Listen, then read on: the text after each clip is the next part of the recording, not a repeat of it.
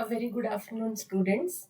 My name is Dr. Pooja, and I, on behalf of official channel of Bansal Academy, welcome you all in 75 most probable concept series for CSR Net Life Sciences once again. तो students, अगर आप हमारे साथ आज ही या अभी जुड़े हैं तो आपको ये चीज नहीं पता होगी कि हमने बंसल जो एकेडमी है हमारी, हमने क्या किया है। हमने उन स्टूडेंट्स के लिए स्पेशली 75 मोस्ट प्रोबेबल कॉन्सेप्ट्स उठाए हैं from the CSR net life sciences syllabus में से।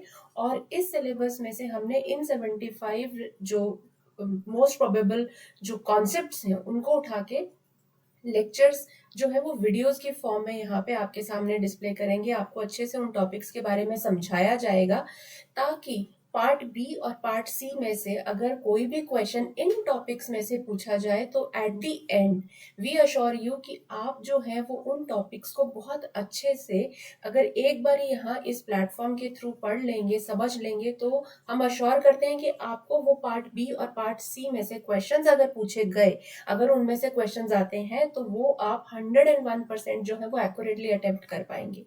तो जैसा कि आप सब जानते हैं, जिन स्टूडेंट्स ने पहले से ही ज्वाइन कर रखा है, चाहे वो हमारा ऑफिशियल जो चैनल है, यूट्यूब चैनल है, इसके थ्रू आप ज्वाइन कर सकते हैं, या फिर हमारे टेलीग्राम ग्रुप के थ्रू भी आप ज्वाइन कर सकते हैं हमारे, जिसपे हम आपको हर दिन जो है वो लेक्चर सीरीज अपलोड करते हैं, वेरियस लेक्चर्स। उसके साथ साथ हम बहुत सी notifications for different different test जो है उनके लिए भी नोटिफिकेशंस जो है, प्लस हम टॉपिक वाइज जो है वो पीडीएफ शेयर की जाती हैं विद यू स्टूडेंट्स। तो वी अश्योर यू कि आपको जो है उस टॉपिक से रिलेटेड, चाहे वो नोट्स हैं, चाहे वो वीडियो लेक्चर सीरीज है, वी अश्योर यू कि आपको वो टाइम टू टाइम जो है वो डेली बेसिस पे मिलते रहे और अपडेटेड रहें। आप हमारे टेलीग्राम चैनल को ज्वाइन कर सकते हैं या फिर हमारे ऑफिशियल यूट्यूब चैनल को आप सब्सक्राइब कर सकते हैं, जिसके थ्रू आपको जो है वो हर दिन जो है नेट CSR स्टूडेंट्स जो प्रिपेयर कर रहे हैं, एस्पिरेंट्स हैं या फिर इस बार अपेयर होने वाले हैं एग्जामिनेशन में, they will be able to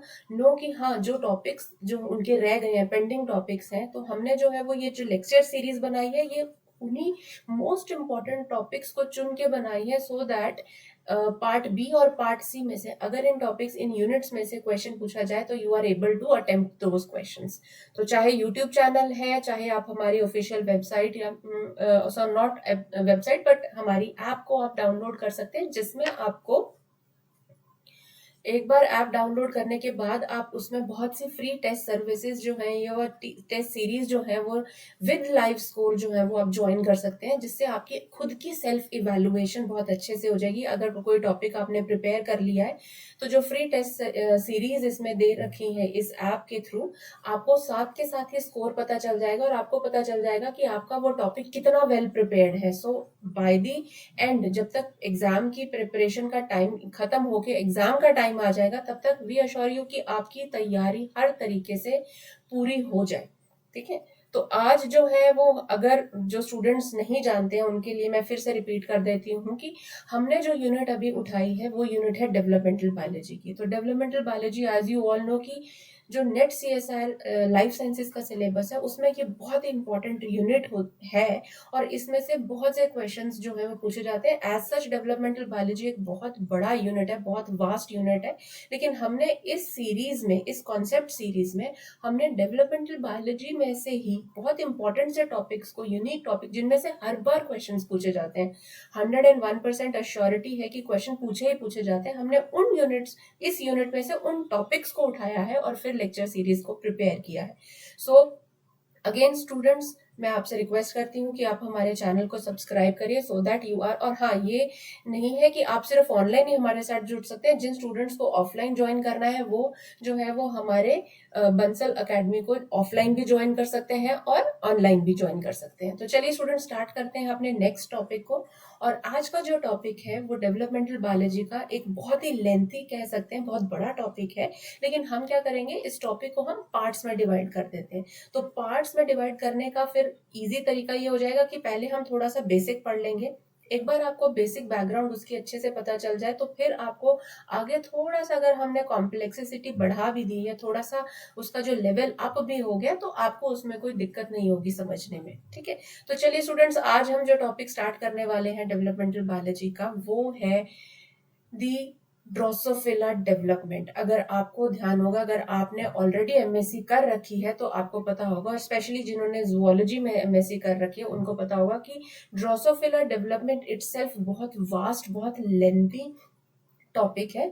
तो कई बार क्या होता है कि इसमें से देखो एज सच तो बहुत सारे क्वेश्चंस नहीं, बट हाँ इसमें से कुछ क्वेश्चंस जो हैं वो इसकी डेवलपमेंट से रिलेटेड क्वेश्चंस पूछे जाते हैं। तो हम बहुत ज्यादा डिटेल में एक एक चीज नहीं, लेकिन हाँ मैक्सिमम क्वेश्चंस पिछले 10 ईयर्स को देख के जो हमने ये यूनिट या जो ये लेक्चर सीरीज बनाई है, ये उन्हीं पिछले 10 ईयर्स के जो क्वेश्चन पेपर्स हैं उनको देखे कि किस तरह के क्वेश्चंस जो हैं वो डेवलपमेंट से related with that of the Drosophila पूछे जाते हैं। तो उसके हिसाब से इस टॉपिक को डिजाइन किया गया है।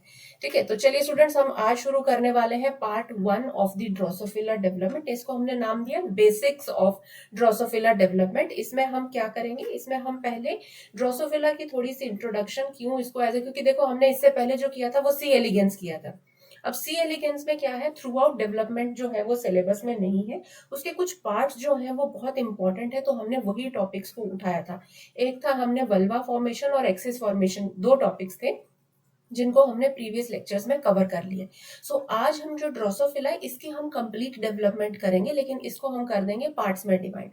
तो first today we are going to start with the part 1, और ये है बेसिक्स ऑफ ड्रोसोफिला डेवलपमेंट। ठीक है, तो चलिए हम स्टार्ट करते हैं इसको, लेकिन before starting directly with the development, just we will get through the little bit introduction of the drosophila. जैसे हमने उस निमेटोड सी एलिगेंस को स्टार्ट करने से पहले, उसमें वल्वा इंडक्शन पढ़ने से पहले उसकी इंट्रोडक्शन पढ़ी थी कि क्यों हमने इस निमेटोड को, या पहले हमने उसका लाइफ साइकिल देखा था, फिर हमने देखा कि इसको पढ़ा क्यों जाता है, क्यों एक मॉडल ऑर्गेनिज्म डेवलपमेंटल बायोलॉजिस्ट ने इसको चुना है, क्यों इसमें इतनी ज्यादा स्टडीज होती है। वैसे ही हम ड्रोसोफिला की थोड़ी सी ब्रीफ इंट्रोडक्शन, उसका थोड़ा सा लाइफ साइकिल, और why it is chosen as an model organism in the field of developmental biology, इसको पढ़ेंगे। ठीक है, तो अगर हम बात करें कि ड्रोसोफिला जो है वो ऑर्गेनिज्म, ये एक इंसेक्ट है। जैसे हमने पिछला जो पढ़ा था that was a nematode, Drosophila एक फ्लाई है। और फ्लाई अगर आपको ध्यान होता है तो फ्लाई जो है वो कौन से ऑर्डर में आती है, it comes under the order of Hymenoptera. ठीक है, इंसेक्ट्स हैं लेकिन हेमिनोप्टेरा ऑर्डर में आते हैं। ठीक है, अब अगर हम बात करें, ये ड्रोसोफिला जो है वो एक बहुत ही छोटी फ्लाई होती है। अगर आपको डेली रूटीन में ड्रोसोफिला एज सच नहीं पता है, तो अगर आपके घर में कभी आपने बनानास रखे हों, अगर वो थोड़े से पक जाते हैं तो उनके ऊपर जो छोटी छोटी सी फ्लाइज आ जाती हैं, या कोई भी फ्रूट कभी पक जाता है तो यूजुअली बनानास पे बहुत इजीली देखी जा सकती है, तो that is that fruit fly. इसीलिए इसको जो है वो fruit fly commonly layman language में भी बोला जाता है। साइंटिफिक नेम इसका है ड्रोसोफिला मेलानोगैस्टर। ठीक है, तो ड्रोसोफिला मेलानोगैस्टर की अगर हम बात करें, बहुत छोटी छोटी सी फ्लाइज होती हैं, और लेमन लैंग्वेज में हम इसको क्या बोलते हैं, we commonly called it fruit flies. ठीक है, अब ड्रोसोफिला जो मेलानोगैस्टर है, अगर इसकी बात करें तो बहुत ज्यादा इसको यूज किया जाता है इन the field of genetics. Genetics में ये कॉमन मॉडल है, पर अगर हम बात करें the field of developmental biology, तो उसमें भी ये बहुत इंपॉर्टेंट रोल प्ले करता है। उसमें भी ये एक मॉडल ऑर्गेनिज्म है for studying the various aspects और the parameters of developmental biology.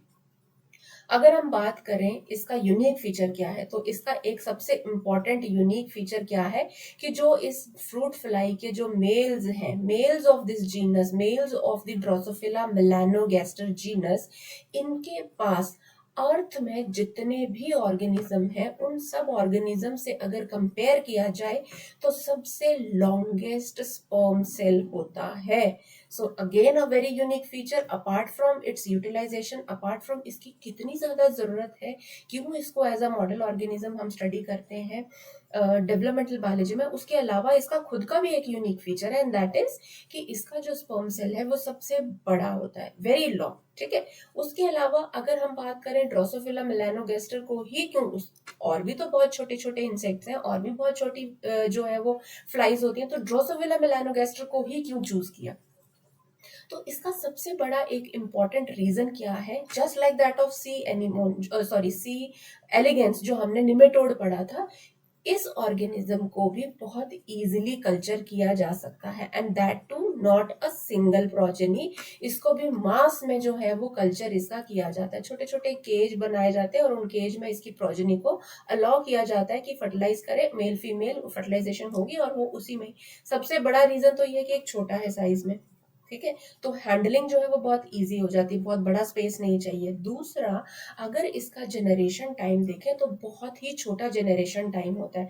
Average life span अगर हम बात करें, डेवलपमेंट कहाँ से शुरू किया, लाइफ स्पैन हम कब देखते हैं, जब वो बर्थ लेता है, तो बर्थ से लेकर डेथ तक का जो टाइम पीरियड है total, that is approximately 21 days. तो हार्डली 21 डेज में अगर कोई फ्रूट फ्लाई है तो उसकी डेथ भी हो जाती है। तो यू कैन इमेजिन कि हम जो है, अगर कोई जेनेटिक चेंज देखना है इन दी अपकमिंग जो जेनरेशन है, वो कितनी जल्दी हम जो है वो, क्योंकि 21 डेज का पूरा लाइफ स्पैन है टिल डेथ। तो इन 21 डेज में अगर किसी जीन का इफेक्ट देखना है, कोई म्यूटेंट जीन है उसका इफेक्ट देखना है, तो कितनी इजीली हम देख सकते हैं। दैट्स वाई इसको चूज किया जाता है, क्योंकि इसका जनरेशन टाइम पीरियड जो है वो बहुत छोटा है, ठीक है। तो कोई भी अगर म्यूटेशन हमने डिजायरेबल, कोई फंक्शनल म्यूटेशन जो कि पॉजिटिव म्यूटेशन है, उसका इफेक्ट देखना है, आगे वो प्रोजेनी में कैसे इफेक्टिव हो रही है, क्या उसका इफेक्ट है on the overall body plan या फिर किसी फंक्शन पे, पर्टिकुलर किसी फंक्शन पे, तो उस जीन का क्या इम्पैक्ट है, क्या इफेक्ट है, तो वो क्या है बहुत इजीली देख सकते हैं। क्यों? क्योंकि जेनरेशन टाइम पीरियड जो है वो बहुत छोटा है, ठीक है। दूसरा, अगर हम देखें तो not only in the field of developmental biology, इसको जो है वो एम्ब्रियोजेनेसिस में भी या फिर और भी बहुत सारे एरियाज हैं जहाँ पे इसको यूज किया जाता है। The Drosophila species are widely been used in the study of embryology, ठीक है, जहाँ पे एम्ब्रियोजेनेसिस यानी कि एम्ब्रियो की जेनेसिस यानी कि सिंथेसिस, जहाँ पे एम्ब्रियो का डेवलपमेंट, सिंथेसिस, कैसे एम्ब्रियो बन रहा है, कैसे जीन्स जो है, जीन का एक्सप्रेशन चेंज होता है over the period of time, और कौन सी जीन कौन से रिस्पेक्टिव फंक्शन को कंट्रोल करती है, इन चीजों को बहुत इजीली जो है वो स्टडी किया जा सकता है with the help of drosophila as a model organism. तो ये आपको जो है वो पता चल गया कि हाँ जी, हमें जो है वो ड्रोसोफिला जिस बात कर रहे हैं, जिसको पढ़ने वाले हैं, जिसकी डेवलपमेंट हम डिस्कस करने वाले हैं, उसका रीजन क्या है कि क्यों इस फ्लाई को चुना गया for the model organism. Apart from that इसके और भी इंपॉर्टेंट फंक्शंस हैं। तो वो इंपॉर्टेंट फंक्शन क्या है कि अगर हम इसकी बात करें एज एन एनिमल मॉडल, तो इसकी एबिलिटी क्या है कि इसका जो हम जो इसका जिनोम है उसको बहुत इजीली मैनिपुलेट कर सकते हैं। Plus if we have to study the function of the specific gene, अगर हमने किसी जीन का स्पेसिफिक फंक्शन जो है वो स्टडी करना है over the period of generation, एक जनरेशन, दूसरी जनरेशन, तीसरी जनरेशन, इस रिस्पेक्टिव जीन का फंक्शन क्या है, तो क्यों? क्योंकि जीनोम पूरा मैप्ड है, तो we can very easily check out कि हाँ भाई, इस रिस्पेक्टिव स्पेसिफिक जीन का आगे आने वाली जनरेशन्स में क्या रोल है, कैसे वो फंक्शन को कंट्रोल करते हैं, क्या उनका एक्सप्रेशन है, बहुत इजीली जो है वो स्टडी हो जाता है। दूसरा, अगर हम एक और चीज बात करें, जेनेटिक मैनिपुलेशंस का मतलब यहाँ पे क्या है, देखो क्यों? क्योंकि इसका जीनोम जो है वो बहुत छोटा है, ठीक है, तो बहुत इजी हो जाती है जेनेटिक मैनिपुलेशन करना। मतलब आपने अगर किसी जो भी डिजायर्ड जीन है जिसका स्पेसिफिक फंक्शन चेक करना है, आपने उसमें कोई म्यूटेशन डाल दी है, ठीक है, तो क्या होगा, वो रिस्पेक्टिव जीन जो है वो आगे प्रोजेनी में, आगे आने वाली जो जनरेशन है उनमें अच्छे से परफॉर्म नहीं कर पाएगी, उसका एक्सप्रेशन जो है वो इधर जो है वो ऑफ हो जाएगा या फिर हाइपर हो जाएगा। तो you can very easily control, क्योंकि एक तो जनरेशन टाइम पीरियड बहुत छोटा है, ठीक है, plus genome size is very very small, तो very easy to handle, very easy to do the genetic manipulation and to study the specific gene, जो टारगेट जीन है उसको आप बहुत अच्छे से स्टडी कर सकते हो। तो इनका जो शॉर्ट लाइफ स्पैन है और एक जो साइकिल है या लाइफ साइकिल, अगर एक लाइफ साइकिल तो उनका छोटा ही है, plus large number the offsprings are produced in this single time, ठीक है। अब ये भी एक और एडवांटेज हो गया, क्यों? क्योंकि देखो एक ऑर्गेनिज्म में अगर प्रोजेनी F1 जनरेशन में सिर्फ एक ही ऑर्गेनिज्म बनेगा, तो क्या है उसमें चांसेस है कि आपको लगे कि हाँ मे बी शायद because of any other condition ये चीज जो है वो, या इस स्पेसिफिक जीन जो का एक्सप्रेशन चेंज हो गया। लेकिन जब आपके पास मल्टीपल इंडिविजुअल्स होंगे तो you have plenty of samples to study the role of a specific gene, ठीक है। तो आप एक एक नई, और दूसरा क्या है, जेनेटिक रिसर्च में इसका इंपॉर्टेंट रोल कैसे आ जाता है, क्योंकि जब बहुत large number of offsprings produce होते हैं तो वो एडवांटेजेस होता है। कैसे? आप न्यू फ्लाई लाइंस बना सकते हो, all together a new fly line. कैसे? ये जो पेरेंट्स थे, पेरेंट्स में कुछ आपने स्पेसिफिक जो टारगेट जीन है उसमें कुछ म्यूटेशंस कर ली। अब आगे की जनरेशंस बन जाएंगी जो, तो वो ऑल टुगेदर जो है वो एक नई सेल लाइन बन जाएगी, and very quickly and very easy to make, because generation जो टाइम पीरियड है लाइफ और डेथ के बीच का स्पैन, जो एवरेज लाइफ स्पैन है ड्रोसोफिला का, that is very very small, approximately 21 days का है। ठीक है, तो अगर हम 6 वीक्स का टाइम पीरियड लें तो 6 वीक्स में हमें कितनी सारी जो है वो सेल लाइंस मिल जाएंगी, plus it is cost effective also. बहुत कम amount of spending the money in a very less amount, बहुत कम कॉस्ट में भी generation of new cell lines जो है वो इजीली की जा सकती है। ठीक है, तो हमारी ह्यूमंस की अप्रोक्सीमेटली 75 नोन जो ह्यूमन डिजीजेज हैं उनकी स्टडी जो है वो किस पे की जाती है? फ्रूट फ्लाई के जीनोम पे। क्यों? क्योंकि मैच होता है फ्रूट फ्लाई का जीनोम जो है वो अप्रोक्सीमेटली 75, अगर हमने अभी तक जो है वो ह्यूमन डिजीज जो जीन्स हैं, ठीक है, उनकी मैच करके they have a match in the fruit fly genome, तो we can very easily study कि हाँ, अगर ह्यूमन में ये रिस्पेक्टिव जीन का इफेक्ट की वजह से ये डिजीज हो रहा है, तो वही चीज जो है उस स्पेसिफिक जीन में ऐसी क्या म्यूटेशन आई थी कि ये डिजीज हो गई। तो very easily we can check out.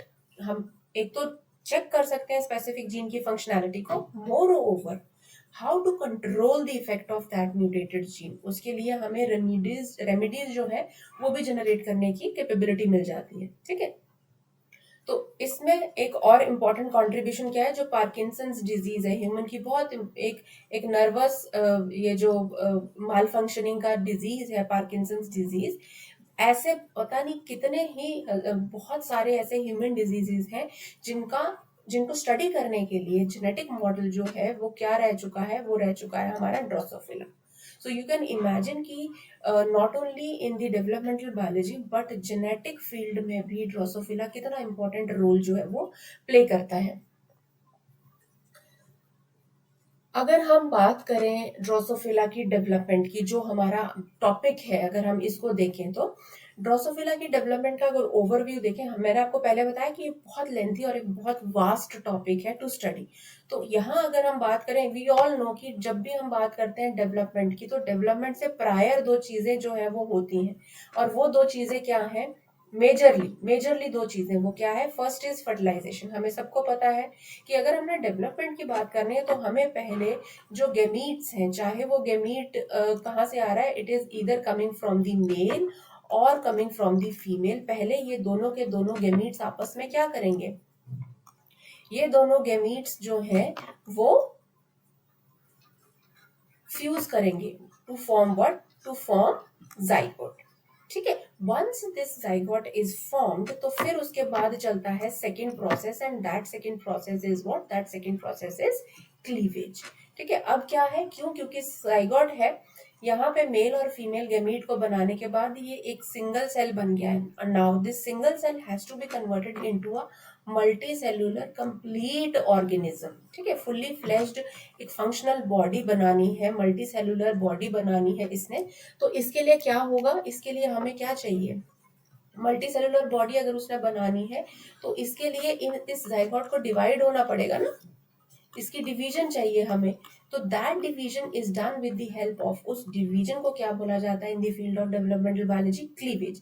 लेकिन मैंने आपको पहले भी बताया था, प्रीवियस लेक्चर में हम इस चीज को डिस्कस कर चुके हैं। ऑल टुगेदर क्लीवेज एक बहुत बड़ा टॉपिक है, लेकिन क्लीवेज जो है वो डिपेंड करती है ऑन दी डिस्ट्रीब्यूशन ऑफ योग, हो गया कि उस जाइगोट में योग कितना है उसके बेसिस पे, और प्लेन ऑफ डिवीजन के बेसिस पे देयर आर अलग अलग टाइप की इसकी क्लीवेज की टाइप्स। तो यहाँ भी हम पढ़ेंगे there is a specific type. अगर हमने जो पिछला सी एलिगन पढ़ा था उसमें रोटेशनल डिवीजन थी, रोटेशनल क्लीवेज थी। ठीक है, यहाँ भी हम पढ़ेंगे कि किस टाइप की क्लीवेज है। तो सेकेंड इंपॉर्टेंट, जब मल्टीप्लीकेशन की बात आती है of the zygote just immediately after the fertilization, जो पहला प्रोसेस होगा that is cleavage. Moving ahead to the third part, देखो क्लीवेज हो गया, सेल जो है वो सिंगल सेल से मल्टी सेलुलर बन गया है। अब क्लीवेज के बाद जब जो सिंगल सेल जाइगोट था वो ब्लास्टुला में बन गया। ब्लास्टुला के बाद नेक्स्ट स्टेज आती है हमारी गैस्ट्रुलेशन की, और गैस्ट्रुलेशन को किस चीज से डिफाइन किया जाता है? When there is the formation of what? When there is the formation of 3 germ layers. ठीक है, और हमें पता है 3 जर्म लेयर्स, 3 जर्म लेयर कौन सी होती है? एक्टोडर्म होती है, एंडोडर्म होती है और मीजोडर्म होती है। ये 3 जर्म लेयर्स को जिस प्रोसेस में बनाया जाता है दैट इज गैस्ट्रुलेशन। और ये जो 3 जर्म लेयर्स बनती हैं, it comes with the help of the movement of the cells. पहले तो सेल्स मूव नहीं कर रहे हैं, पहले सेल्स सिर्फ डिवाइड करते हैं, फिर रीअरेंजमेंट चलता है, मूवमेंट चलती है। उसकी हेल्प से रीअरेंजमेंट में there are plenty of modes, methods है। इन्वोलेशन हो रहा है कहीं पे, कैसे इनवेजिनेशन हो रहा है, इन सब प्रोसेसेस के थ्रू बनती हैं 3 जर्म लेयर्स। और एक बार 3 जर्म लेयर्स बन गई हैं तो फिर उसके बाद रिस्पेक्टिव बॉडी प्लान बनाया जाता है। ठीक है, अब बॉडी प्लान में अगर हम देखा जाए तो यहाँ in case of this drosophila there is a huge genetic control when we call it body plan. और बॉडी प्लान में सबसे पहले बात आती है एक्सेस स्पेसिफिकेशन की। तो ये एक्सेस स्पेसिफिकेशन या एक्सेस फॉर्मेशन हमने निमेटोड में भी किया था, सी एलिगेन में भी किया था, इसमें भी पढ़ेंगे। हाँ, इसमें थोड़ा सा वास्ट है, थोड़ा सा इलेबोरेटेड है, but axis formation is very very important part of the embryonic development, चाहे वो ड्रोसोफिला है चाहे सी एलिगेंस है। ठीक है, तो यहाँ जब हम एक्सेस फॉर्मेशन की बात कर रहे हैं तो एक्सेस मतलब हम यहाँ पे सिर्फ एक ही टाइप की एक्सेस की बात नहीं कर रहे हैं कि एंटीरियर हो गया और पोस्टीरियर हो गया। No, we are talking about each and every axis. ये एंटीरियर, ये पोस्टीरियर, हम यूजुअली सिर्फ एक्सिस को इन्हीं दो चीजों से डिफाइन नहीं करते हैं। एक्सिस में हम एंटीरियर पोस्टीरियर के अलावा डॉर्सल वेंट्रल भी पढ़ते हैं। ऊपर वाली साइड कौन सी होगी, नीचे वाली साइड कौन सी होगी, डॉर्सल कौन सी है, वेंट्रल कौन सी है। Apart from that if we talk about, तो क्या होता है, क्योंकि ये एक इंसेक्ट है, ठीक है, अब अगर ये इंसेक्ट है तो we all know there is the division of the body. एक फ्लाई है, और अगर हम फ्लाई या हाइमेनॉप्टरन या इंसेक्ट के 3 मेजर कैरेक्टरिस्टिक्स भी पढ़ते हैं तो आर्थ्रोपोड्स में ये one of the major important character is that body is divided into 3 regions. और वो 3 रीजन्स कौन से होते हैं? हेड है, थॉरेक्स है, और तीसरा क्या आता है हमारे पास? एब्डोमेन आता है। तो ये 3 चीजें जो है वो हमारे पास आनी ही आनी है when we are going to talk about an insect. ठीक है, तो क्या है, जब कभी हम बात करें इंसेक्ट्स की, तो एक चीज जो हमें पता है वो है कि बॉडी जो है वो 3 हिस्सों में डिवाइड होती है, हेड है, थॉरेक्स है, एब्डोमेन। हाँ, ये बात अलग है, किसी में हेड और थॉरेक्स फ्यूज्ड भी हो सकता है। ठीक है, सिफेलोथोरेक्स बोला जाता है, तो हम इतनी डिटेल में नहीं जा रहे हैं, बट हाँ यहाँ हम बात कर रहे हैं 3 रीजन्स में बॉडी डिवाइड है। अब देखो, जर्म लेयर्स बन गई हैं, एंटीरियर पोस्टीरियर तो हमें पता चल गया, डॉर्सल वेंट्रल भी पता चल गया। उसके बाद रोल आता है सेगमेंटेशन का, means division of the body into different different segments. Head जो है वो ऑल टुगेदर एक अलग सेगमेंट है, उसके बाद थॉरेक्स रीजन आता है। और यूजुअली इंसेक्ट्स के केस में if we talk about this is the head, तो यूजुअली इंसेक्ट्स के केस में थॉरेक्स के 3 रीजन्स होते हैं या 3 पार्ट्स होते हैं। उसके बाद आगे जो है वो एब्डोमेन आता है, और एब्डोमेन जो है वो 6 to 8 सेगमेंट्स तक का होता है in case of, it's usually 6 to 8 in case of the insects या फिर फ्लाइज की बात करें। ठीक है, बट हेड जो है वो एक सिंगल, एक अकेला कंपोनेंट होता है। थॉरेक्स में हम इसको यूजुअली T1, T2 या T3 बोल देते हैं, या फिर और एडवांस लेवल पे हम इसको प्रो, मीजो और मेटाथॉरेक्स भी बोल देते हैं। और फिर हमारे आते हैं एब्डोमिनल सेगमेंट्स, जिनका नंबर जो है वो वेरी करता है from 6 to 8।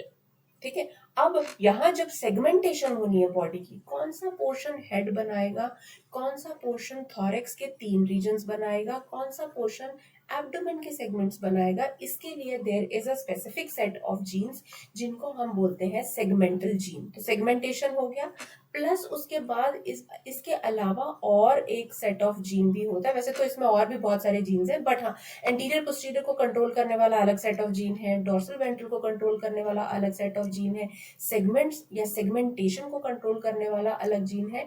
Then comes the homeotic jeans.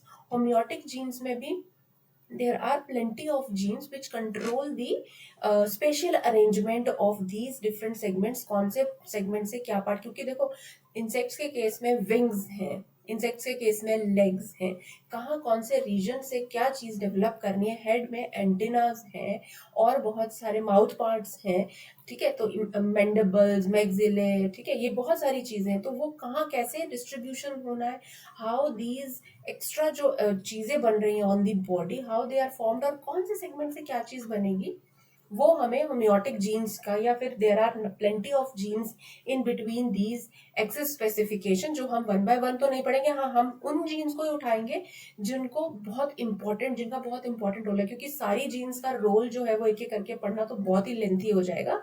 Hair we will talk about दो स्पेसिफिक जीन्स जिनका मेजर कॉन्ट्रीब्यूशन है इन दी एक्सेस स्पेसिफिकेशन या फिर axis formation. So I hope overall जो हम पढ़ने वाले हैं वो आपको थोड़ा सा पता चल गया होगा. तो चलिए हम स्टार्ट करते हैं the early embryonic division development of the Drosophila.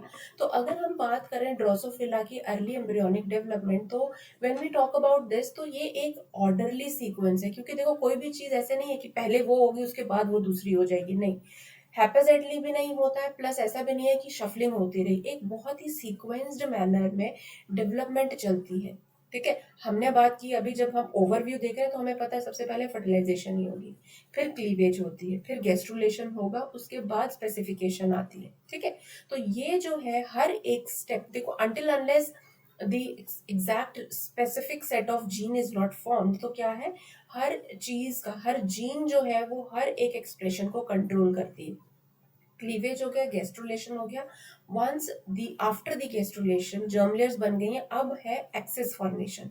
तो there is a differential expression of the gene in respective set of gene है anterior polarity, posterior polarity, dorsal, ventral, left side, right side.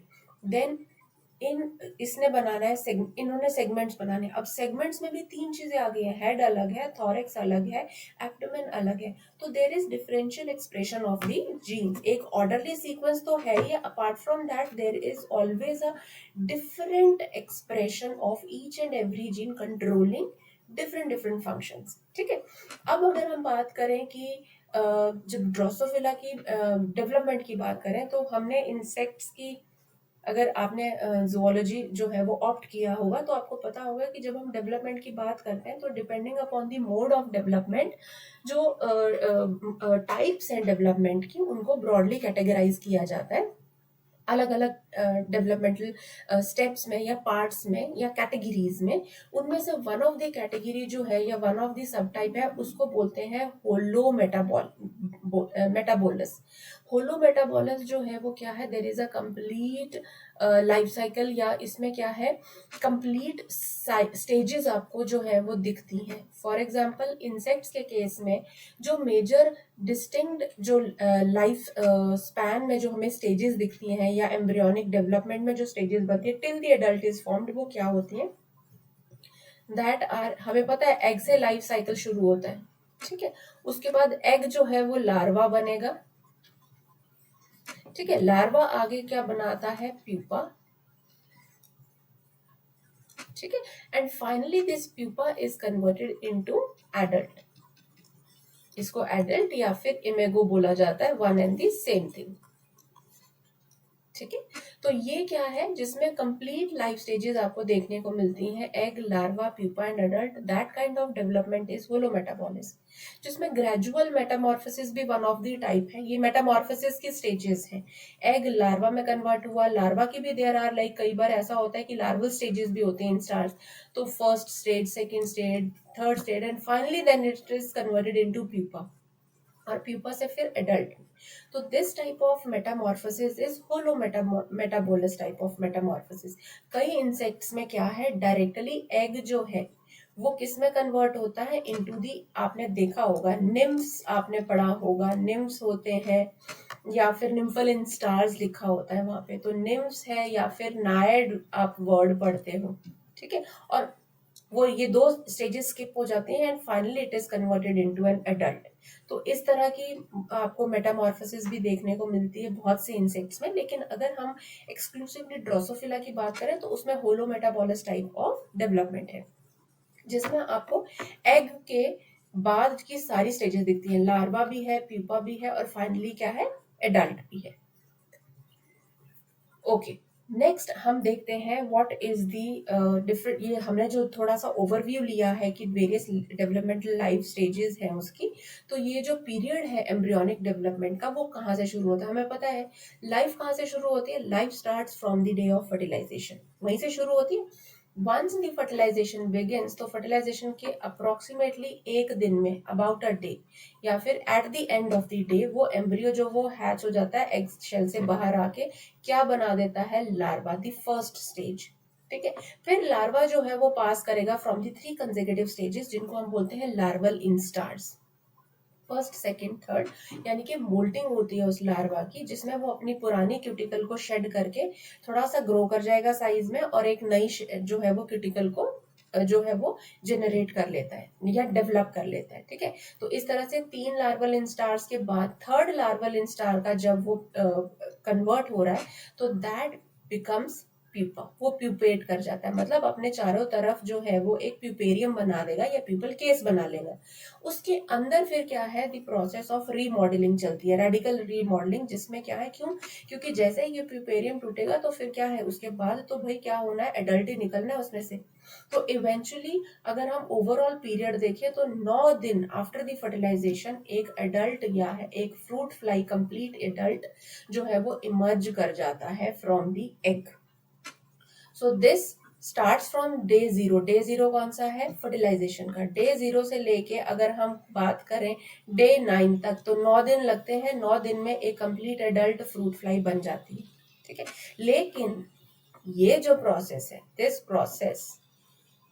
This whole process, ये इतना easy जैसा देखने को लग रहा है ऐसा है नहीं है। एग, इसमें एम्ब्रियोनिक डेवलपमेंट हो रही है, हैचिंग हो रही है, लार्वा बन रहा है, लार्वा में कितनी सारी चेंजेस होंगी so that it becomes pupa, फिर प्यूपा में कितने सारे चेंजेस हो रहे हैं, वो बन रहा है एक एडल्ट फ्रूट फ्लाई। तो if you look at the structure of egg, ये कितना सिंपल है, but if you compare it with that of adult, कितना अलग है ये, कितना बिल्कुल ही टोटली डिफरेंट है, इसमें कितने स्ट्रक्चरल चेंजेस हैं। ठीक है, तो ये ऑल टुगेदर इतना कॉम्प्लेक्स चीज जो बनी है, इसके लिए there are different set of genes जो कि कंट्रोल करते हैं expression of respective structure. So this is the overall life cycle of the drosophila. ठीक है, अब हम यहाँ पे अगर हम बात करें तो वही चीज है जो अभी अभी हमने डिस्कस की है, इसको थोड़ा सा एक लाइफ साइकिल की फॉर्म में, साइक्लिक फॉर्म में यहाँ पे दिया गया है। This is the egg. ठीक है, अब ये जो है वो डे 1 का एग है। डे 1 में मैंने आपको बताया eight the end of that day वो क्या हो जाता है, एग हैच करके किस में आ जाता है, it becomes the first instar larva. After 2 days ये फर्स्ट इंस्टार लार्वा जो है वो सेकंड इंस्टार में आता है। उसके 2 दिन के बाद क्या होगा, वो सेकंड इंस्टार लार्वा थर्ड में आ जाएगा, मतलब उसकी मोल्टिंग हो गई। हर बार देखो, if you compare the size, ये थोड़ा सा छोटा है, if you compare the size ये थोड़ा सा बड़ा हो गया है, और नया पुरानी क्यूटिकल को शेड करके उसमें से बड़ा निकलता है, फिर पुरानी क्यूटिकल शेड करेगी तो और बड़ा लार्वा निकला है, the size has grown up. फिर उसके 2 दिन के बाद जो है वो प्यूपा, प्यूपेशन हो जाती है, मतलब बाहर एक हार्ड शेल प्यूपल केस जिसको बोलते हैं वो, और प्यूपा के अंदर फिर डेवलपमेंट चलेगी जितनी भी डेवलपमेंट होनी है। तो अप्रोक्सीमेटली तीसरे दिन जो है वो प्यूपा से निकल के बाहर क्या निकलता है, द एडल्ट फ्रूट फ्लाई। ठीक है, तो 0 से लेके 9, 0 will be the day 1 of the fertilization. ठीक है, डे 0 से लेके day 9, this is the time when egg is finally converted into an egg. This is fertilization हो गया, या फिर कह सकते हो this is what, this is fertilized egg. ये फर्टिलाइज्ड एग जो है वो 9 दिन में एक कंप्लीट जो है वो एडल्ट या फिर इमेगो बना देता है। ओके, तो this is the life cycle. अब अगर हम बात करें 1 बाय 1 स्टेप्स को डिस्कस करते हैं कि ड्रोसोफिला की फर्टिलाइजेशन कैसे होती है। देखो, जब भी कभी फर्टिलाइजेशन का प्रोसेस पास आता है तो क्या है, बिफोर दैट एग जो है वो अपने आप को एक्टिवेट कर लेता है प्रायर टू दी फर्टिलाइजेशन। ठीक है, अब माइक्रोपाइल एंड आपको पता है, माइक्रोपाइल एंड कौन सा एंड होता है, जहां से स्पर्म जो है वो एंटर करता है, this is the micropyle and. ठीक है, एग अपने आप को जो है वो कैसे एक्टिवेट कर लेता है, एग की जो मियोटिक डिवीजन है जो अरेस्ट हो गई थी वो रिज्यूम हो जाती है। ठीक, मियोटिक डिवीजन रिज्यूम हो गई है, स्टोर्ड एमआरएनए जो है वो ट्रांसलेट होना शुरू हो जाते हैं और एग जो है वो थोड़ा सा स्पेसिफाई करना शुरू कर देता है एक्सेस को at the point of fertilization. कैसे? स्पर्म एंटर करता है फ्रॉम दी माइक्रोपाइल एंड, ठीक है। और वंस इट एंटर इट, आपको जैसे पता है कि हमारे केस में भी जब फर्टिलाइजेशन होती है, एक स्पर्म जब कंप्लीटली अंदर चला जाता है तो वो देयर आर चेंजेस इन दी, बाहर जो एग की मेम्ब्रेन उसमें कितने मल्टीपल चेंजेस होते हैं जिसकी वजह से पॉलीस्पर्मी को प्रिवेंट किया जाता है, ठीक है। फास्ट ब्लॉक होता है उसमें, फिर उसके बाद स्लो ब्लॉक और फास्ट ब्लॉक चलती है पॉलीस्पर्मी को इनहिबिट करने के लिए। लेकिन हाँ, यहाँ पे वो सारे चेंजेस चलेंगे। माइक्रोपाइल एंड से स्पर्म एंटर कर जाता है and once the sperm enter it fuses with the nucleus of the egg and finally the fertilization is done. अब फर्टिलाइजेशन हो गई है, न्यूली लेड एग है, अब this is the egg, once it is fertilized. अब इसमें दूसरा process क्या होना है? दूसरा प्रोसेस होगा क्लीवेज का, ठीक है। तो अगर हम क्लीवेज की बात करें तो यहाँ in case of Drosophila the type of the cleavage is superficial cleavage. Superficial cleavage इसमें इसलिए होती है क्योंकि इंसेक्ट के एग में योग बहुत ज्यादा होता है, इसलिए सुपरफिशियल क्लीवेज ही होगी। यहाँ पे क्या है? The type of a blastula is formed is syncytial blastula. यहाँ पे सिंकाइशियल ब्लास्टोडम बनती है। इसमें क्या होगा? जाइगोट जो है वो क्या है? सेकेंड स्टेज है। अर्ली क्लीवेज स्टेज में अप्रोक्सीमेटली 15 से 15 टू 80 मिनट्स के अंदर अंदर ही जो जाइगोट है, सिर्फ जाइगोटिक न्यूक्लियाई जो है, मतलब जो फर्टिलाइज्ड जाइगोट का जो न्यूक्लियाई है वो 8 टाइम्स डिवाइड करेगा, ठीक है। यानी कि सिर्फ न्यूक्लियाई डिवाइड कर रहा है तो हम क्या बोलेंगे? कैरियोकाइनेसिस। यहाँ साइटोकाइनेसिस नहीं हो रही है, माइंडेड, ठीक है। यहाँ क्या है? कैरियोकाइनेसिस हो रही है, सिर्फ न्यूक्लियर डिवाइड कर रहा है। अब वो जब न्यूक्लियर डिवाइड करता है फिर वो क्या करेगा? अप्रोक्सीमेटली 13th डिवीजन पे जाके ये जो न्यूक्लियाई है, ये not only 13, prior to that 8th वाली डिवीजन पे ही ये न्यूक्लियर धीरे धीरे माइग्रेट करना शुरू कर जाते हैं, ठीक है, टू दी पेरिफ्रीज, ठीक है। अब once they reach the periphery, उसके बाद क्या होता है? जो वहां की मेम्ब्रेन्स हैं वो इनफोल्ड होना शुरू कर देती हैं चारों तरफ उस न्यूक्लियस के, और वो थोड़ा थोड़ा साइटोप्लाज्म भी उसके चारों तरफ जो है वो लेना शुरू कर देगी, ठीक है। And that's how multiple cells they are formed. लेकिन सबके सब सेल्स कहाँ अरेंज्ड हैं? वो पेरिफ्री पे अरेंज्ड है। Plus few of the cells जो है वो कॉन्स्ट्रिक्ट करके कहाँ जा रहे हैं? At the end. अब वो बनाते हैं पोल सेल्स, ये जर्म लाइन बनाते हैं, ठीक है। और इस तरह की इस तरह की जो लेयर है उसको बोलते हैं ब्लास्टोडर्म लेयर। अब देखो यहाँ पे भी वही है, डिप्लॉयड जाइगोट था ये, यहाँ थोड़ा सा आपको और अच्छे से क्लियर है। मल्टीपल टाइम में डिवाइड 9 राउंड हुए हैं, ठीक है। मल्टी न्यूक्लिएटेड सिंकाइशियम बन गया है। अब ये क्या करेंगे? अपने आप को न्यूक्लियाई माइग्रेट कर देते हैं टुवर्ड्स द पेरिफेरी, ठीक है। मीनवाइल जो पोल सेल्स है वो माइग्रेट करके बिल्कुल पोस्टीरियर, अब देखो क्यों पोल सेल्स? क्योंकि वो एक एक साइड पे चले माइग्रेट हो गए हैं, यूजुअली टुवर्ड्स द पोस्टीरियर पोल, जो आगे इन फ्यूचर पोस्टीरियर पोल बनाता है। और ये है क्या? These are the precursors of germ cells जिनसे गोनाड्स बनेंगे, ठीक है। अब क्या है? मीनवाइल सबके सब सेल्स ने अपने आप को पेरिफ्री पे अरेंज कर लिया है, लेकिन अभी तक भी साइटोप्लाज्म डिवाइड नहीं हुआ। फिर धीरे धीरे मेम्ब्रेन जो है वो इनफोल्ड होना शुरू होती है थोड़ी थोड़ी सी इन सब सेल्स के चारों तरफ, और जैसे ही मेम्ब्रेन इनफोल्ड होगी ये सब सेल्स जो है वो मल्टी सेलुलर, लेकिन सबके सब सेल्स जो है वो कहाँ अरेंज्ड है? In the periphery. एक ही एम्ब्रियो के अंदर है, लेकिन nuclear they become enclosed in a membrane forming a single layer of the cells over the embryo surface, ठीक है। ये अगेन आपको विद द हेल्प ऑफ यहाँ पे फ्लोरेसेंट जो है वो टेक्निक को यूज किया गया है टू शो कि हाँ कैसे वो पेरिफेरी पे अपने आप को अरेंज करते हैं।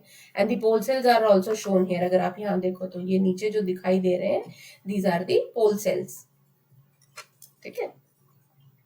अब देखो डिवीजन हो गया, यानी कि क्लीवेज इज डन, ठीक है। क्लीवेज के बाद जब जर्म लेयर्स बनती हैं उसके बाद हम बात करते हैं सेगमेंटेशन की। ये चीज पढ़ी थी हमने। सेगमेंटेशन में क्या है? ड्रोसोफिला के बॉडी प्लान के हिसाब से ही सेगमेंटेशन होगी। क्यों? क्योंकि ये एक इंसेक्ट है, और इंसेक्ट में हमने अभी अभी पढ़ा था कि उसमें 3 मेजर पार्ट्स क्या है? The 3 major parts are head, thorax और है एब्डोमेन। यही पढ़ा हमने 3, फर्स्ट हेड, सेकेंड थॉरेक्स और थर्ड क्या है हमारे पास? एब्डोमेन, ठीक है। हेड एक कंप्लीट इंटैक्ट वन सेगमेंट ही है, there are no multiple segments. Thorax में हमारे पास 3 सेगमेंट्स होते हैं, इनको T1, T2, T3 भी बोल सकते हैं, या फिर आप इनको प्रोथॉरेक्स, मीजोथॉरेक्स, मेटाथॉरेक्स भी बोल सकते हैं। और फाइनली जो है वो थर्ड है एब्डोमेन, जिसमें नंबर जो है वो 6 से 8 वेरी करता है इन दी इंसेक्ट्स। यहाँ पे 8 एब्डोमिनल सेगमेंट्स होते हैं, ठीक है, मैक्सिमम। अब अगर हम थॉरिक्स की बात करें तो T1 में क्या होता है, सिर्फ लेग्स। प्रोथॉरिक्स में लेग्स आती हैं, क्यों? क्योंकि इंसेक्ट्स के पास कितनी पेयर ऑफ लेग्स होती हैं? 3 pairs of legs, ठीक है, 2 pairs of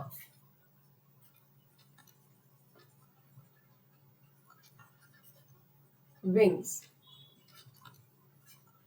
ठीक है। अब यहाँ पे क्या है, 3 legs है, 3 pair of legs है। फर्स्ट T1 में है, T2 में विंग्स भी हैं और लेग्स भी हैं, और थर्ड वाले में क्या है, लेग्स के साथ एक एडिशनल जो बैलेंसिंग का काम करता है in case of the insect is halteres, ठीक है। तो प्रो, मीजो और मेटा, इनमें देखो एडिशनल स्ट्रक्चर है, और एब्डोमेन में आ गया A1 से लेके A8 तक, ठीक है। अब ये सब चीजें जो है वो एडल्ट में बननी है, तो इसके लिए सेगमेंटेशन में कितना इंपॉर्टेंट रोल प्ले करेंगी सेगमेंटेशन जीन्स।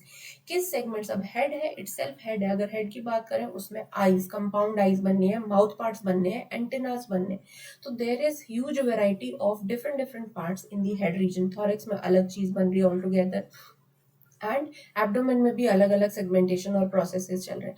तो कितना कॉम्प्लेक्स रहेगा कि जीन्स को कैसे कंट्रोल करना है, कैसे वो फंक्शनल जो है वो जीन का एक्सप्रेशन जो है, किस रिस्पेक्टिव जीन का फंक्शन एक्सप्रेशन कैसा रहेगा कि इस सेगमेंट ने ये चीज बनानी है, इस सेगमेंट ने ये चीज बनानी है। इट इज सो इम्पोर्टेंट, ठीक है। तो यहाँ पे अगर हम बात करते हैं सेगमेंटेशन की, जो कि इंसेक्ट्स में बहुत ज्यादा इंपॉर्टेंट रोल प्ले करती है, तो सेगमेंटेशन एक कॉमन कैरेक्टर्स है ऑफ द हायर ऑर्गेनिज्म, जिसको हम कंपार्टमेंटलाइजेशन भी बोलते हैं। हमारी भी सेगमेंटेशन होती है ड्यूरिंग द एम्ब्रियोनिक कंडीशन। क्यों?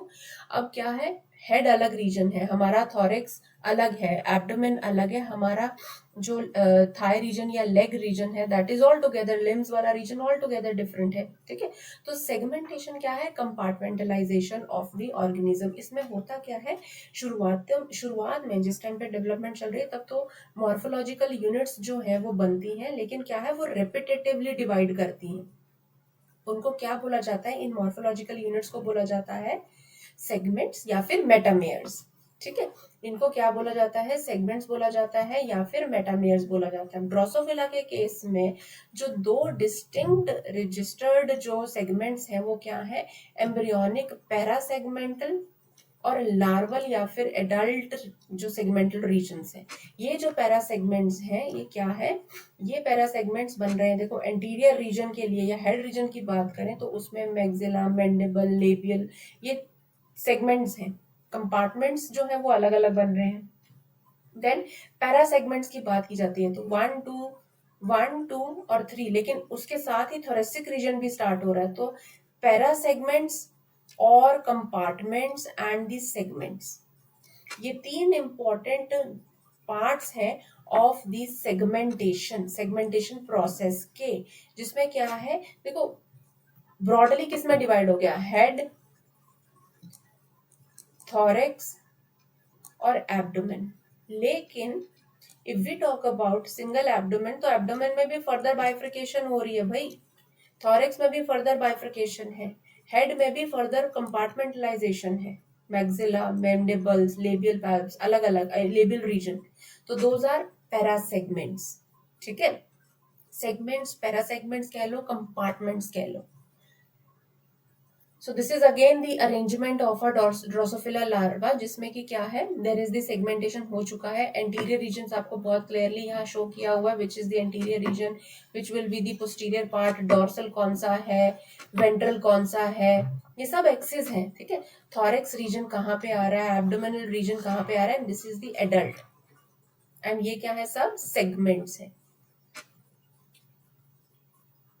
तो अगर हम बात करें, यही चीज है कि डेवलपमेंटल बायोलॉजी अगर हम देखें ड्रोसोफिला की, तो फर्टिलाइजेशन के बाद क्लीवेज के बाद गैस्ट्रुलेशन, और गैस्ट्रुलेशन के बाद आती है एक्सिस फॉर्मेशन। एक्सिस फॉर्मेशन में हम सेगमेंटेशन भी पढ़ते हैं।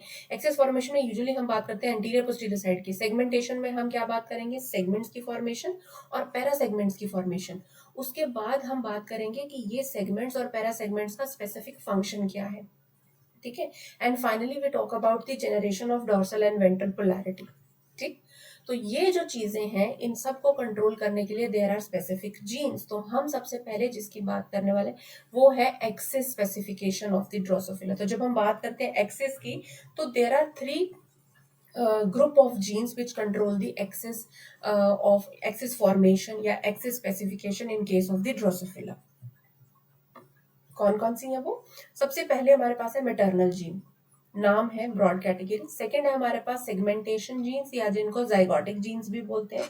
उसके अंदर तीन सब कैटेगरीज आती हैं। कौन कौन सी? First is the gap gene, second one is the pair rule gene, and third one is the segment polarity gene. और थर्ड सेट ऑफ जीन जो आती है वो होती है होमियोटिक सिलेक्टर जीन्स, ठीक है। तो ये कंप्लीट वो सेट ऑफ जीन्स है जो कि कंप्लीट एक्सेस जो है या फिर कंप्लीट सेगमेंटेशन जो है या फिर कह सकते हो डोर्सल वेंट्रल जो पोजीशन है, पोलैरिटी है, उसको जो है कंट्रोल करती हैं इन case of the Drosophila embryonic development, ठीक है। अब अगर हम बात करें ये जो सेट ऑफ जीन्स हैं, इनमें फर्दर कौन कौन से रिस्पेक्ट, ये तो ग्रुप ऑफ, ये तो एक जो नाम दिया गया है मैटरनल जीन, इसके अंदर डिफरेंट डिफरेंट जीन्स हैं। हाँ, इनके सबके नाम आपको नहीं याद करने हैं, और ये थोड़ा सा थोड़ी टीडियस जॉब भी हो जाएगी to to to memorize each and every gene name. लेकिन हम कंट्रीब्यूशन जो है वो पढ़ेंगे of the few respective gene जिनका सबसे ज्यादा मेजर कंट्रीब्यूशन है। तो जब आप प्रोसेस पढ़ेंगे, जब हम प्रोसेस को डिस्कस करेंगे, तो आपको साथ साथ में ही जीन का नाम भी याद हो जाएगा, ठीक है। हम सभी जीन्स को नहीं डिस्कस करेंगे, लेकिन जिनका सबसे ज्यादा मेजर रोल है उनको पढ़ेंगे। तो देखो, जैसा पोलैरिटी, जैसी सेगमेंटेशन, वैसी टाइप की जीन है। तो जब हम उस चीज को बार बार पढ़ेंगे तो आपको वो चीज याद हो जाएगी।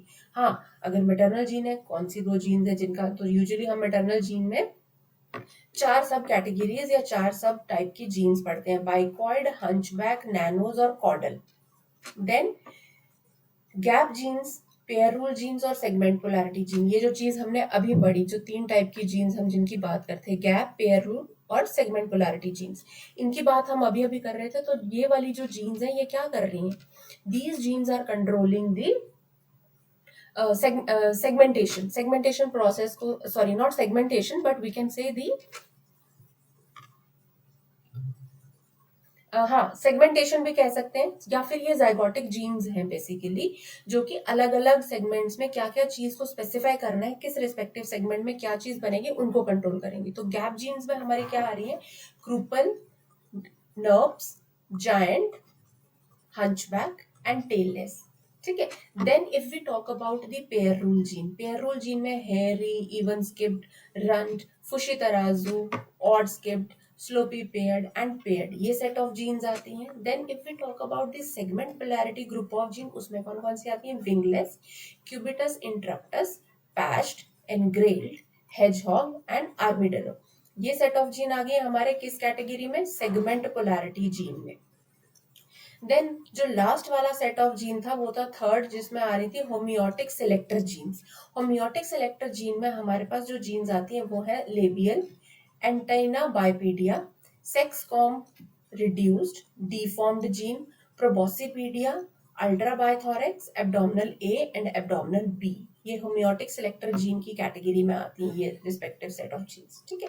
तो ये वो सारी जीन्स है, इनमें हम हर जीन को नहीं डिस्कस करेंगे, बट हाँ, जो इम्पोर्टेंटली जिन जीन्स की मेजर कंट्रीब्यूशन है उनको जरूर डिस्कस करेंगे, ठीक है। तो मैटरनल इफेक्ट जीन में सबसे ज्यादा इंपॉर्टेंट जो जीन जिनको बार बार स्टडी किया जाता है वो है बाइकॉइड और नाइनोज, ठीक है। इन इन दो जीन्स का बहुत इंपॉर्टेंट रोल होता है। देन गैप जीन में हंचबैक भी है, जायंट भी है। उसके अलावा मैंने ये वाली जीन को नहीं इंक्लूड किया था उस कैटेगरी में, दी हुकबिन जीन, बट चलो ये जीन का भी इंपॉर्टेंट रोल होता है in the gap jeans category, ठीक है। देन पेयर रूल जीन्स है। पेयर रूल जीन्स में सबसे ज्यादा इंपॉर्टेंट आते हैं इवन स्किप्ड और फुशी तराजू। और सेगमेंट पोलैरिटी जीन में हमारे पास 4 रिस्पेक्टिव जीन्स आते हैं, एनग्रेल्ड, हेजहॉग, विंगलेस और पैच्ड। ठीक है, तो हम मेजरली जो है, जो आगे के लेक्चर सीरीज में हम पढ़ेंगे, वो हम इन्हीं इंपॉर्टेंट जीन्स की कंट्रीब्यूशन पढ़ेंगे, कैसे ये जीन जो है वो कंट्रोल कर रही है, किसकी कॉन्सेंट्रेशन ज्यादा हो किस साइड पे, तो वो सेगमेंट जो है वो उस रिस्पेक्टिव एम्ब्रियो में वो उस तरीके से डेवलप करेगा, चाहे उसने कोई सेगमेंटेशन करनी है, चाहे उसने एंटीरियर पोस्टीरियर एक्सिस को स्पेसिफाई करना है, या फिर बॉडी की सेगमेंटेशन करनी है। ठीक है, तो एंटीरियर पोस्टीरियर थोड़ा सा एक बार ओवरव्यू सा ले लेते हैं कि एंटीरियर पोस्टीरियर बॉडी प्लान को बनाने के लिए जो हायरार्की है जीन्स की, वो इस तरीके से होती है कि इसमें मैटरनल इफेक्ट जीन में मैंने आपको अभी अभी बताया कि बाइकॉइड और नैनोज जो है वो मेजर इंपॉर्टेंट जीन्स है which control the anterior posterior जो बॉडी प्लान है। Apart from that gap jeans में जो है वो हमने अभी पढ़ा कि सेगमेंट्स भी है, लेकिन हाँ डिवाइड कर देती हैं बॉडी को। तो हंचबैक और क्रूपल और ओवरलैप जीन्स, ये बहुत इंपॉर्टेंट एस्पेक्ट है जिसमें हमने सिर्फ इन जीन्स के ऊपर फोकस करेंगे आगे आने वाले लेक्चर्स में। पेयर रूल जीन्स में सेगमेंटेशन हो गई है, इसमें हम बात कर रहे थे किसकी, हमने बात की थी इवन स्किप्ड और फुशी तराजू की। तो देखो इवन स्किप्ड जो है वो थोड़ी सी रेड कलर में दिखा रही है, जो थोड़ा सा डार्क रेड कलर में है और मरून या ब्लैक कलर में, दैट इज फुशी तराजू। तो ये क्या कर रहा है, सेगमेंटेशन कर रहा है ना। उसके बाद सेगमेंट पोलैरिटी जीन्स है। सेगमेंट पोलैरिटी जीन में क्या आती है हमारे पास, most important contributing gene is engrailed. Segment polarity anterior posterior dorsal ventral, dorsal side कौन सी बनेगी, वेंट्रल साइड कौन सी बनेगी, वो पता चल रहा है हमें। ठीक है, देन लास्ट में है हमारी होमियोटिक सेलेक्टर जीन्स। इसमें भी हमें वो ये डेवलपमेंट फेट मिलता है विच डिटरमिन द सेगमेंट पोलैरिटी। ठीक है, और इसमें जो है वो हमें गैप, पेयर रूल और इकट्ठे, एक्चुअली क्या है, इट्स नॉट दैट कि कोई जीन जो है वो रिस्पेक्ट एक्सक्लूसिवली अलग से काम करेगी, इंटरैक्शंस भी होती हैं, but it's in a synchronized manner. ठीक है, तो होमियोटिक सेलेक्टर जीन्स जो है वो डॉर्सल वेंट्रल पोलैरिटी को डिस्टिंग्विश करती हैं और फर्दर जो है वो डेवलपमेंटल फेट में कंट्रीब्यूट करती हैं। तो ये जो चीजें हैं ये हम आगे आने वाले लेक्चर्स में अच्छे से पढ़ेंगे, बट आई होप कि जो एक ओवरव्यू था कि ड्रोसोफिला को स्टडी करना क्यों इतना इंपॉर्टेंट है, why it is so important, plus इसमें क्यों हमने, अगर ओवरव्यू की बात करें और हम क्या पढ़ने वाले हैं आगे लेक्चर्स में, क्योंकि एक बहुत बड़ा टॉपिक है, बहुत वास्ट है, और बहुत से क्वेश्चंस इसकी डेवलपमेंट प्रोसेस में से पूछे जाते हैं related to the genes expression, तो वो हम डिस्कस करेंगे। आपको थोड़ा सा आइडिया लग गया होगा इस लेक्चर के थ्रू, दैट्स वाई हमने इसको पार्ट्स में डिवाइड किया है। This is the basics, part 1 of the Drosophila development. तो चलिए स्टूडेंट्स, अब हम इस लेक्चर को यहीं कंक्लूड करते हैं। We will meet in our next lecture. Till then मैं आपको अगेन रिक्वेस्ट करूंगी कि आप जो है वो हमारे YouTube चैनल को सब्सक्राइब करें, सो दैट आपको डे टू डे जो है वो हमारे जितने भी वीडियोस अपलोड होती हैं वहाँ पे for this 75 most probable concept series, आप उनको जो डेली रूटीन पे उनकी जो अवेलेबिलिटी है वो एक्सेस कर सकें, सो दैट आपको कोई कॉन्सेप्ट जो है वो छूट ना जाए जो हमने इस सीरीज में इंक्लूड किया है। ठीक है, so till then students, goodbye and we will meet again in the next lecture. So thank you so much.